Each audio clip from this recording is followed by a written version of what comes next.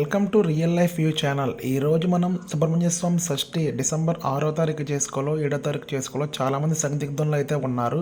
ముఖ్యంగా తగులు మిగులు అనే సందిగ్ధంలో చాలామంది అయితే ఉన్నారు. కాబట్టి ఇప్పుడు ఆ సందిగ్ధం అంతా నివృత్తి చేయడానికి నేనైతే ఈ వీడియో చేస్తున్నారు. మీకైతే ఫుల్ క్లారిటీ అయితే వస్తుంది. వీడియో స్కిప్ చేయకుండా చూడండి. సుబ్రహ్మణ్యేశ్వర స్వామి షష్ఠి.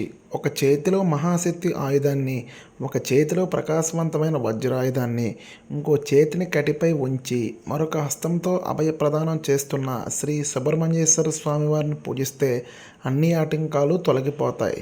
ప్రతి మాసంలో వచ్చే శుద్ధ షష్ఠి సుబ్రహ్మణ్యుని ఆరాధ విశేషమైనది. అయితే మార్గశిర మాసంలో వచ్చే శుద్ధ షష్ఠిని సుబ్రహ్మణ్యేశ్వర స్వామి షష్ఠి అని పిలుస్తూ ఉంటారు. అయితే మనకు డిసెంబర్ 6వ తారీఖు 7వ తారీఖు అనేది షష్ఠి జరుపుకోవాలో అనేది చాలామంది సందిగ్ధంలో అయితే ఉన్నారు. ముఖ్యంగా సుబ్రహ్మణ్య స్వామి షష్ఠి ఎప్పుడు జరుపుకోవాలనేది చాలామంది 6వ తారీఖు జరుపుకోవాలి, కొంతమంది 7వ తారీఖు జరుపుకోవాలని అంటూ ఉంటారు.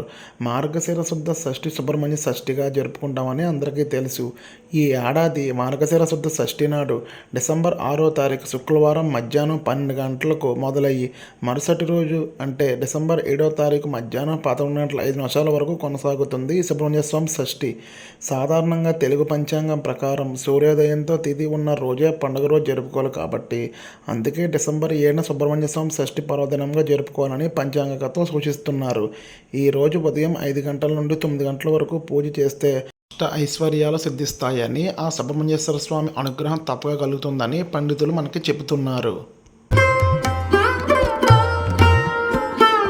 మనం ఈ షష్ఠిని డిసెంబర్ 7వ తారీఖు నాడే జరుపుకోవాలి. ఎందుకంటే సూర్యోదయం ముందు వచ్చే తిథే మనకు సుబ్రహ్మణ్య స్వామి షష్ఠి సంబంధించిన తిథిగా మనం పరిగణిస్తారు. కాబట్టి మనం ఈ షష్ఠి అనేది డిసెంబర్ 7వ తారీఖు నాడే జరుపుకోవాలి. ఉదయం 11:07 వరకు ఈ షష్ఠి తిథి ఉంటుంది. కాబట్టి అందుకే మనం 7వ తారీఖు నాడే సుబ్రహ్మణ్య స్వామి షష్ఠిగా మనం పరిగణించాలి.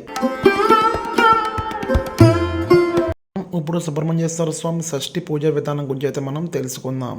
సుబ్రహ్మణ్యేశ్వర స్వామి షష్ఠి నాడు భక్తులు ఉదయాన్నే స్నానం చేసి ఇంట్లో పూజా మందిరాన్ని శుభ్రం చేసుకోవాలి. నిత్య పూజాధికారులు పూర్తి చేసుకుని సుబ్రహ్మణ్యేశ్వర స్వామి షష్ఠి పూజలో భాగంగా ముఖ్యంగా సుబ్రహ్మణ్యాష్టకం భుజంగ స్తోత్రం విధిగా పఠిస్తే చాలా మంచిదని పండితులు చెబుతున్నారు. అలాగే సుబ్రహ్మణ్యేశ్వర స్వామి షష్ఠి నాడు ఉపవాసం ఉండి స్వామివారికి చలిమిడి, చిమ్మిలి, కొబ్బరికాయ, అరటిపండ్లు నైవేద్యంగా సమర్పించినట్లయితే అష్ట ఐశ్వర్యాలు సిద్ధించి కుజగ్రహ దోషాలు నివారణ అయ్యి మనకు సంతానం మరియు రుణ బాధల నుంచి కూడా మనకు విముక్తి కలుగుతుందని మనకి పురాణాలు చెబుతున్నాయి. మనం ఇప్పటి వరకు సుబ్రహ్మణ్య స్వామి షష్ఠి నాడు ఇంటిలో స్వామివారిని ఏ విధంగా కొలవాలో తెలుసుకున్నాం. ఇప్పుడు మనం దేవాలయంలో సుబ్రహ్మణ్య స్వామి షష్ఠి నాడు స్వామివారిని ఏ విధంగా కొలిస్తే మనకి అష్ట ఐశ్వర్యాలు మరియు రుణబాధలు తొలగుతాయో మనం ఇప్పుడైతే తెలుసుకుందాం. సుబ్రహ్మణ్యేశ్వర స్వామి షష్ఠి నాడు ఆలయానికి వెళ్ళి స్వామికి యథాశక్తి అభిషేకాలు అర్చనలు జరిపించుకోవడం అనేది చాలా మంచిది. ఈ రోజు స్వామికి ఎర్రని పూలు, ఎర్రని వస్త్రం సమర్పించినట్లయితే కుజగ్రహ దోషాలు తొలగిపోయి మనకు అష్ట ఐశ్వర్యాలు సిద్ధిస్తాయని మనకు పురాణాలు అయితే చెబుతున్నాయి. సుబ్రహ్మణ్యేశ్వర స్వామి షష్ఠి నాడు స్వామివారికి పాలు, పండ్లు, పూలు, వెండి పడగలు, వెండికళ్ళు మొదలైన వాటిని మొక్కుబడులుగా సమర్పించుకున్నట్లయితే మనకు నాగదోషాలు కూడా తొలగిపోతాయి.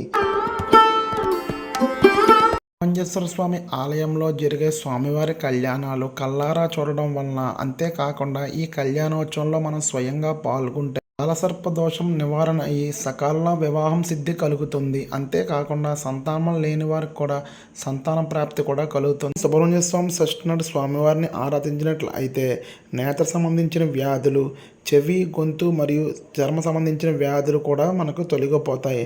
మనం ఈ సుబ్రహ్మణ్య స్వామి వారి షష్ఠి నాడు మనం ఈ స్వామివారిని కనుక మనం ప్రసన్నం చేసుకున్నట్లయితే దీర్ఘకాలిక వ్యాధులు కూడా దూరం అవుతాయి. పవిత్రమైన ఈ సుబ్రహ్మణ్యేశ్వర స్వామి షష్ఠి పండుగ రోజున మనం కూడా ఆ షణ్ముఖను పూజిద్దాం. సంతాన సౌభాగ్యాలను, ఆయురారోగ్య ఐశ్వర్యాలను పొందుదాం. ఓం శ్రీ సుబ్రహ్మణ్యేశ్వర స్వామియే నమః. సరే కదా ఫ్రెండ్స్, మనం సుబ్రహ్మణ్యేశ్వర స్వామి వారి షష్ఠి మనం ఏ రోజు జరుపుకోవాలో మనం ఈ వీడియోలో ఫుల్ క్లారిటీ అయితే మీకైతే వచ్చిందని నేనైతే అనుకుంటున్నాను. ఇంతటితో నా వీడియో అయితే ఎండ్ అవుతుంది. Thanks for watching real life view channel. మరిన్ని ఆధ్యాత్మిక విషయాలు, ట్రావెల్ బ్లాగ్స్ కోసం please subscribe, like and share my channel real life view. Bye.